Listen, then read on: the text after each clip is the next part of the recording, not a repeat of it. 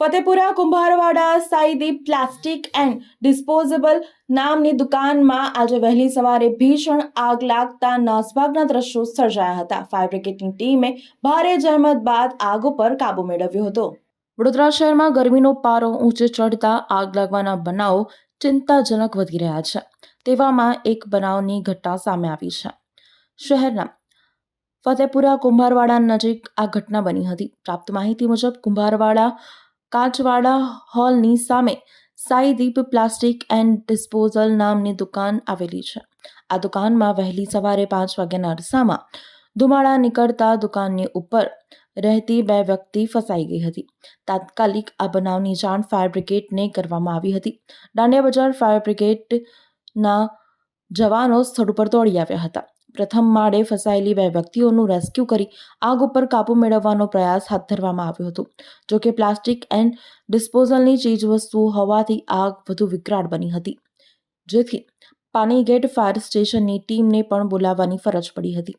2 fire સ્ટેશનના fire ફાઇટરોએ સ્થળ પર પહોંચી આગ ઉપર કાબુ મેળવવાનો પ્રયાસ હાથ ધર્યો હતો. 3 થી વધુ ફાયર ટેન્કરોની મદદથી કામગીરી હાથ ધરવામાં આવી હતી. 2.5 કલાક ઉપરાંત ની ભારે જહેમત બાદ આગ ઉપર કાબુ મેળવવામાં આવ્યો હતો. આ અંગે દુકાનના માલિક ભગવાનદાસ ચાંદવાનીએ જણાવ્યું હતું કે હું સંત કવર કોલોનીમાં રહું છું અને ફતેપુરામાં 5 વર્ષથી દુકાન ચલાવે છે. દુકાનની ઉપર તેમનો ભાઈ રહે છે અને 4:45 વાગ્યાના અરસામાં આ આગની ઘટના બની હતી.